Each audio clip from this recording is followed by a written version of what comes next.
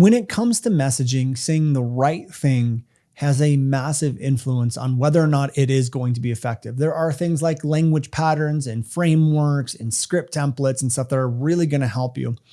But there's also a couple invisible elements that we do talk about inside our program, and I do talk about on the podcast, that can make or break your messaging. And personal power is one of the biggest ones out there. If you don't show up confident, if you're letting the external world influence you, if you're adjusting your message because of haters or because of your parents or your upbringing, all of these things can influence and impact how effective your messaging actually is.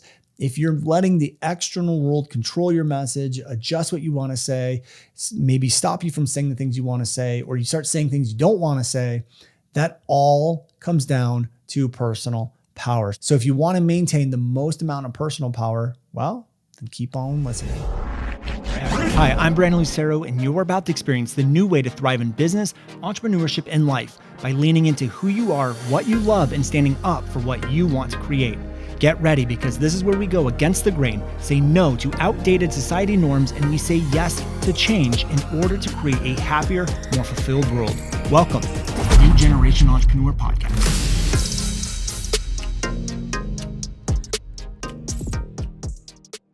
Hello, everyone, and welcome back to another episode of the New Generation Entrepreneur Podcast. Today, we're going to talk about a less tactical episode than what we've done in the last couple of weeks. Last couple of weeks, we've done kind of more tactical, like here's what I would do if I was to start all over again, and talked about testing and all sorts of things. But we are focusing a lot on messaging, of course, as we have our Master Your Messaging 3-day event coming up. And we also have our new program, New Generation Mastery, open up, and our even newer program, New Generation Mastery Plus, opening up soon. There are some elements around messaging that I want to talk about that I don't think a lot of people get or understand. And when it comes to messaging, a lot of people think it's just tactics, or let me do some exercises, let me fill out a workbook. But it's much more than that. If you want to have great messaging, it's going to take an actual effort. And yes, we have a course and a program that helps you, and a process that helps you, but there are invisible elements that you need in order for that process to work for you. And I hate to say it, there's just people that don't have those elements or aren't willing to master these elements in order to have great messaging. And honestly, it's in order to have a great business. And we have between myself and some of my friends, we have a lot of different students. We see a lot of different things, and the business that we're in, this online business, and I've talked about this on a past episode, it's a blessing and it's a curse all at the same time. And the reason why it's a curse is because there's very little barrier to entry. But the reason why it's such a blessing is because there's very little barrier to entry into this business. Meaning you literally can just get started with your phone. All you need is your phone. You can record content. You can post on social media. You can make an offer. You don't even need a course. You can just offer consulting or a one-on-one service or something like that. It's so simple to get started. In fact, I think it's probably one of the lowest cost, easiest businesses to get started in, which is a beautiful, beautiful thing. But at the same time, it's that's also a curse, because there's also nothing to lose, or you're not risking anything in order to start this business. And when you don't have skin in the game, or you don't have a lot to risk, then it's very easy to not do the things that you actually need to do. And so when we watch a lot of different when you watch a lot of movies, like the one on, there's a couple of them on Steve Jobs. There's another one about called Founders. It's on Netflix currently, about how McDonald's got started. And you just look and you hear all of these successful stories of people that actually made it. And they all had to do things that a lot of people just aren't willing to do. And when you risk everything and you have skin in the game, you're way more likely to take those risks. And this business is no exception. You're going to have to take risks. You're going to have to go through hard times. You're going to have to test. And that's what marketing is. Marketing is especially direct response. And I hope you guys realize that this is a direct response business. It is not like a Coca-Cola where you're trying to build brand awareness. This is direct response. I'm going to put something out. I need a response from it, and I'm going to move people, and I'm going to continue getting responses from people until they buy. It is a direct response business, and there is so much testing involved, which means there's also a lot of failure.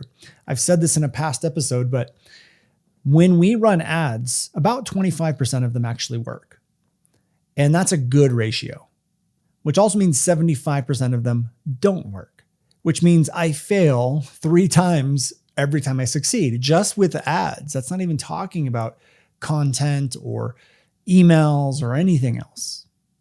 And there are elements that you're going to have to go through. There's growth that you're going to need to experience in order to make things work. There's going to have to be testing. Testing has to happen, which means you are going to fail in this business more than you're going to succeed. And even when you come into our program, you're still going to have to test. You're still going to have to try. You're going to have to see what works. Not only what actually works and gets the response that you want, but what actually feels good to you. What moves you into alignment? What is your message? And again, if you were to start a local business and you had to take out a $100,000 loan to buy equipment, do a remodel, things like that, which, by the way, you're also going to be signing probably a 3 to 5 year lease on the building, which means you have to be successful for at least 3 to 5 years, which we know most businesses aren't. If you're going to do that and the business isn't working out, you're going to do whatever the heck you can do or need to do in order for that business to thrive. If there was a course or a program or mentor you needed and it was $10,000, you're going to go make sure you find that money somehow. If there was a product you needed or a vehicle you needed, or there was equipment that you needed in order to succeed, you're going to make sure it happens. If you needed to learn how to do sales or walk door to door in order to just make ends meet so that you're not losing out on this and defaulting on this $100,000 loan, you're going to freaking do it. If you need to test content, put yourself out there, risk looking stupid in front of people, you're going to do it. And so again, this business it's very low barrier of entry, which is great, but also very big. It's a blessing, but it's also really, really hard thing for a lot of people to do. And this is why there's so many people in the space. And there's why there's not like, I would say the top 5%, and I don't know this to be true, but I would say the top 5% actually make it to like multiple 6 figures, and 1%, if even that, make it to 7 out of all the people that are starting course, because a lot of people just aren't willing to do the things that they need to do. And for me, I had a lot. Like my wife wasn't working. I lived with my in-laws. I was broke. I could have gone, less into money. Like I could have gone into more debt, and I did hit $40,000 in debt at one point. But I was doing whatever I needed to do. I mean, I was walking door to door when I first got started, selling videos. And if you know me, I'm a huge introvert, and that was scary. My hand was literally shaking when I went and started closing video deals. So for me, when I started Sold with Video was our first online company, and we were selling real estate videos to real estate agents. And then we went to local marketing. We started selling videos to local marketing. We're selling SEO packages. I needed money to come in. I needed recurring money to come in. So I walked door to door trying to sell videos for $1,000 to local businesses on $200 a month retainer. And $1,000 at the time was more money than I even had in my bank account. And I remember going to all the restaurants in Thousand Oaks and handed out a flyer, said, we're going to get you featured on page 1 with a video. We're only going to take one restaurant. It's first come, first serve. And I walked door to door, handed out to every single freaking restaurant in Thousand Oaks. Now, how many people are willing to do that? How many of you guys are willing to walk to every single freaking restaurant in your business? That wasn't a chain, because you have to get to the business owner, decision maker. That's not going to happen in a chain. But every single independent restaurant, how many of you guys are willing to do that to try to make $1,000 sale? Some of you aren't, because you don't need $1,000 that bad. But some of you who do need $1,000, probably aren't willing to do that. I had to do it. I didn't have a choice. I didn't know what else to do. So no one called me, and I handed out all the flyers, and I couldn't get, I didn't get I figured I'd walk in and everyone would be like, oh yeah, let me sign up. I don't want you to go to somewhere else. And no one did. And then on the way home, I was driving, I got a phone call from someone who called and said, we would like to talk. We want to be the first one. Came in, they signed a deal with me, $1,000, and I got the check. And then it was $200 a month recurring. And I was so excited. I called my wife, and I remember thinking, like, tonight we're getting burritos from our favorite place, which by the way, we had no money. So we would never eat out.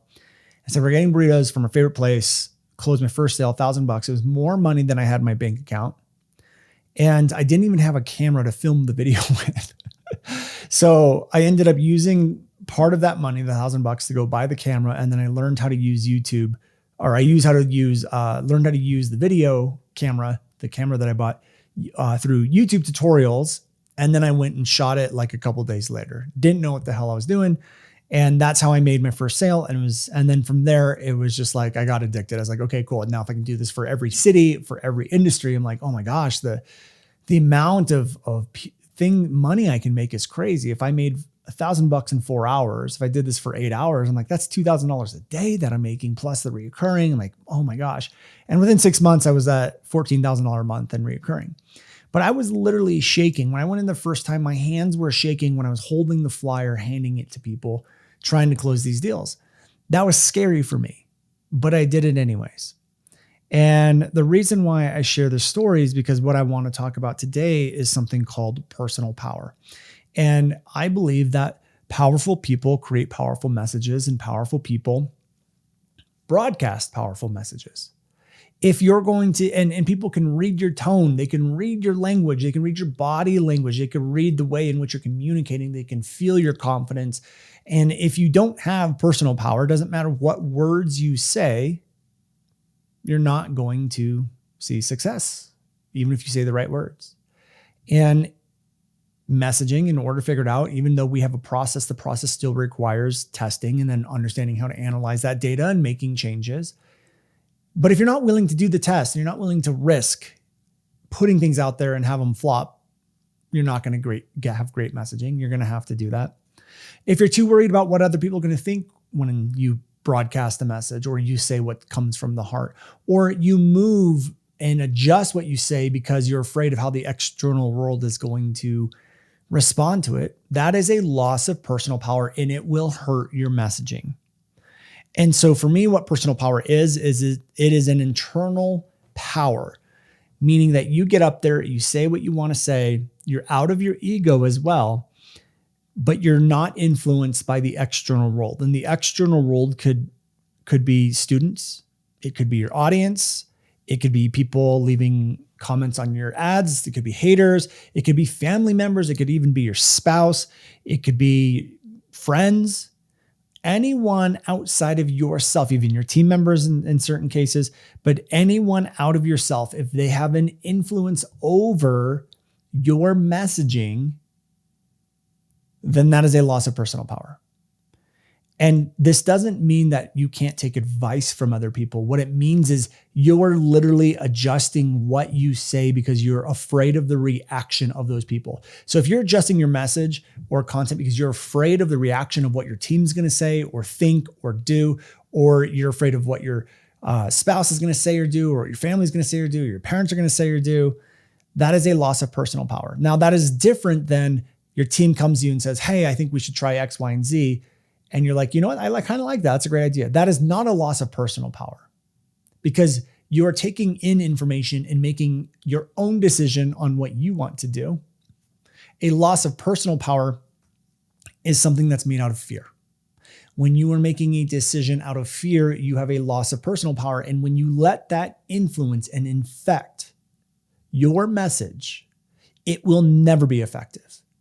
When you let the external world infect fear into you and into your messaging and into your content, it's not going to go anywhere. And so a couple of ways that this shows up, and I see this sometimes in our students, and this is why inside of our program, we actually address personal power. We have meditations about personal power, some really powerful ones actually. But the way it shows up in most people's life is doubt. So if you doubt yourself, you doubt your message, you doubt your script. We have a lot of people sometimes come to the program, even inside of NGM Plus, and they just like doubt everything that they do. And for me, I say, just get it to 70% and post it. Stop doubting yourself. Like, let's let the data tell us if it worked or didn't work. Everything's a science experiment. Another thing is if you're seeking approval, and we do get this inside the program sometimes, and some even with listeners sometimes, where people seek my approval or our coach's approval before they post something. And it is a little bit of a pet peeve of mine when people do that, because it's like, God, just go post it. What I love is like, hey, Brandon, posted this. Here's the data. How do I adjust from here? Here's what I was thinking. But when people are like, hey, I've been in the program for 3 months and I wrote one script and I just want you to prove it before I go. And it's like, what are you doing? Like, post it. You should have posted this like two months and 3 weeks ago.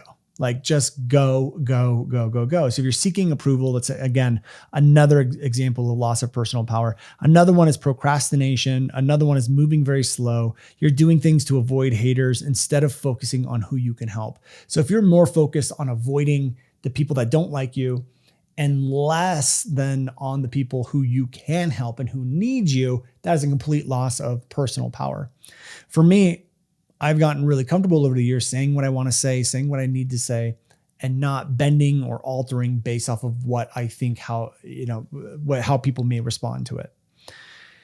And this is really important for a couple reasons. Messaging has two components to it. There is what to say, and there is how to say it. So here's the distinction between the two, because I know some people might be saying, well, Brandon, you always tell us like to change our message based off of how people respond to it or things like that. And I don't want you to change what you say necessarily based off of data and responses of other people. I want you, when you come into our program, I want you to be in alignment. I want you to say what you want to say. I want you to stand out for being you. I want you to speak your beliefs and speak your values and speak your identity and say what the hell it is that you want to say. Just freaking say it. That is what I want. I want you to have a message that is you. I want you to be you. I want you to stand out because you're you. And what you need is a hell of a lot of personal power in order to say what you want to say. That's very difficult for some. Actually, let me repeat that. Let me take that back. It's very difficult for many. It was very difficult for me in the beginning. And you got to keep in mind, I've been doing this for 8 or 9 years, maybe even longer now. So it's a lot easier now because I've just been doing it and getting better and better and better with it over the years. I've also, been on a huge spiritual journey working with Don Javier. I've been in a huge personal development cycle for a really long time to gain more personal power. So I've been on a journey for a while to maintain and gain more and more personal power. And you can see it in my message. I'm unapologetic. And when I do want to talk about that here in a second as well, what unapologetic means. And it allows me to say what I want to say and move in the direction I want to move into and all of that good stuff. However, we do want to look to the external world on how we communicate it. And we want to do that without being offended or getting mad, because again, when we get into our emotions, that is another example of a loss of personal power. So what we do is we look at data and we let the data tell us how do we want to say the message. So again, when we maintain our personal power, we say what we want to say. We understand what our message is, what our brand is, what our content's going to be. But how we say it will be based a lot on how people respond to it.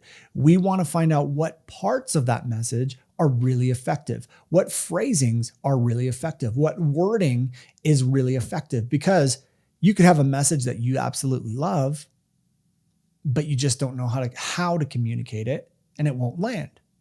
So what we want to do is I want a message that comes from you. I want you to say what you want to say, but how you say it will depend on the direct response or behavior or data that we get from it. Okay. And again, where we maintain personal power is we're saying what we want to say, but we're also maintaining personal power when we look at the data, when we don't get into our emotions, when we start getting discouraged or flustered or irritated or mad, when when the data doesn't come back the way we want it to come back, it's a complete loss of personal power. Where we maintain personal power is we look at the data and we go, okay, great. Took it in. How do I adjust? I'm going to adjust this way. Bam. I'm going to put another piece out. I'm going to put another piece out. I'm going to put another piece out. What was the data?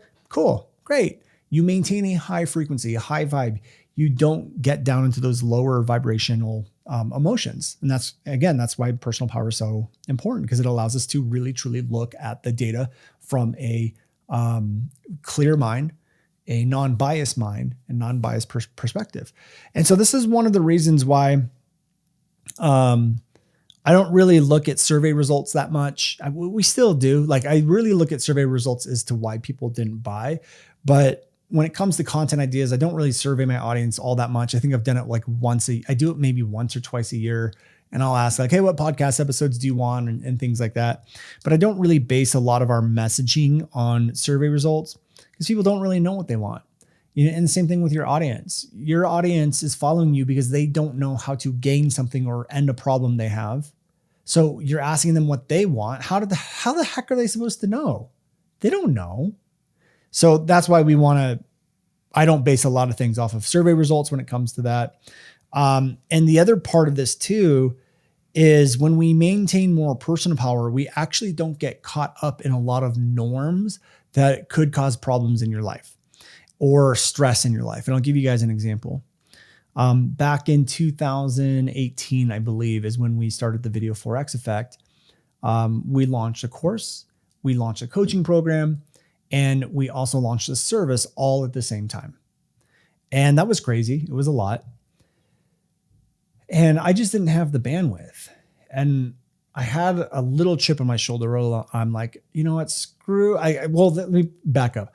I got really, really excited. That's when we first created a thought reversal. I got really excited by it. And I'm like, oh my God, I love going against the grain. I love doing these thought reversals and shifting people's perspective. And I love like proving people wrong, which by the way, we don't want to do with thought reversals. This is how I know you're not supposed to do that, because I did it and it didn't work, but I got so caught up into it. And everyone at the time, even, my buddy Jim Fortin was bugging me about like, you need to send an email every week. You need to like nurture the list and blah, blah, blah, blah, blah. Everyone's telling us to do that. I'm like, I don't want to do that. I just don't want to do it. And I don't care about doing that. I don't have the bandwidth to do that. I don't have the energy to do that. I was running a coaching program, a course, a service, and everyone kept saying, your business isn't going to succeed unless you like nurture your list and send them a value adding email once a week. And I just said, F it, I'm not doing it. And that year we went from, I was negative $40,000 in debt to $1 million business in like 9 months. And I didn't do the things that people told me that I needed to do. I didn't get caught up in the norms. I didn't want to get caught up in the norms. I was able to maintain the personal power where I didn't freak out. I didn't go like, oh my God, I'm not doing this. I'm not doing this one thing that everyone's telling me to do, blah, blah, blah, blah, and freak out. I maintained my power. I went forward with the direction that I thought I needed to go in. I maintained that personal power. And what do you know? We did $1 million. Nicole Culver, who we've had on the podcast, is another great example of this, where she's currently doing the opposite, where she sends an email a day. And a lot of people tell her like, well, that's too many emails. And she's like, no, this is what I want to do. And she doesn't get into distress, or she doesn't get all freaked out or start making fear-based decisions because this is what everyone else is doing. She's able to maintain her personal power and go like, no, this is what I want to do. This works for me. I like this. And this is how other companies email me. I'm going to do it. And again, that is maintaining a complete control over your personal power, or maintaining the most amount of personal power you possibly can. And again, maintaining personal power doesn't mean you're going to make the right decision every time. Like, would have sending an email out once a week benefited me? It could have. I don't know. It could have. I could have totally made a wrong decision. But again, personal power is not about making a right decision or making a wrong decision. It is about making a decision without getting into the emotions of it, without being controlled by someone else, without making that decision because of fear. It's about making that decision with confidence and being okay and unattached to the outcome that it may bring. Knowing what is right for you, maintaining that internal peace the entire time. And to me, that's what personal power is, because it keeps you in alignment. and it allows you to do what you need to do and say what you need to say. It allows you to take action faster. And again, you get out of doubt, you get out of seeking approval, you get out of procrastination, you get out of moving slow, and you just start to move and put things into action, which creates so much more momentum. Now, I did mention earlier that personal power also means being unapologetically you. But I want to be very clear about this because I don't want to lead you guys in a really bad spot. Being apologetically you and meaning personal power also means getting out of ego. And there aren't a lot of people that understand the difference here. If you let your ego take over, that is you having a loss of personal power again, because it is an external thing, something outside of you that is controlling your decisions. And to give you guys an example of what this means is that when someone is like unapologetically them, they think it sometimes moves them into a space where they think they're always right. They think like, I'm going to do and say what I want to say, and I'm going to be right about it. I'm going to prove everyone else wrong because I'm unapologetically me. And then you treat everyone else like crap around you. You have no compassion. You think you're right all the time. Whole bunch of arrogance. And that to me is also a loss of personal power because all of that stems from an insecurity. And you're now taking actions based off of insecurity instead of power. So what unapologetically you means, it means you understand who you are. It means understanding what your values are. It means understanding what your deeper purpose is. It means understanding what your beliefs are and also being okay of changing your beliefs when you realize that that belief may be off. It's being unapologetically you without, and this one's really important, it's being unapologetically you without stopping other people from being unapologetically them. This one is very important because there's also a lot of cancel culture going on and wokeness going on and all of that stuff. And there's a lot of people that spend a lot of energy telling everyone else that they're wrong and their beliefs are wrong and da-da-da-da-da. And they have this arrogance about them because they're unapologetically them, but then they're not letting anybody else be unapologetically themselves. And that all stems from insecurity. Again, you're letting insecurity and fear dictate your actions, which is a complete loss of personal power. So you have to get out of your ego. Stay in your own lane. Don't worry about what anyone else is doing. It's not your job to be the crusader on the internet, making sure that everyone believes the same things that you do. Being unapologetically you, again, is understanding your message, understanding your values, understanding your beliefs, understanding who you are before the world told you who you were. It's shedding all these things you thought you were because that's what you got indoctrinated in. And it's understanding what change you want to make in the world and standing up for that change and then learning how to communicate that change in the best and most effective way possible. When you're able to do this, this is a complete capture or complete, I don't know what the right word is. It is a complete maintaining of personal power. I'll just keep it at that. And again, some people way overdo it and it stems from insecurity and it hurts them, hurts your brand, and hurts other people. And that's not what personal power is about. Now, the last thing about personal power that I want to talk about when it comes to messaging, because, and this is going to be a more tactical sort of way to look at this, is that, like I said when I started, it's going to take some risk. You're going to have to say things that may offend people. And again, you're not doing it to offend them or try to be right, but you're standing up for the change that you want. And there's going to be people that don't want that change or agree with that change. And that's okay. You don't make them wrong for it. They may try to make you wrong for it, but you're going to have to take some risks sometimes. And sometimes you may say something, you're like, oh, that didn't really come out the way I wanted it to, or whatever. And you just adjust it for next time. There's going to be trial and error. You're going to post content and do content that doesn't land. You might do a week's worth of content that just doesn't hit, and you have to get out of the fear of now my audience is going to leave, because they won't leave. But even if they do, you needed that lesson, you needed that experience in order to figure out how to adjust your messaging for the future. So there is trial and error. There's exploring.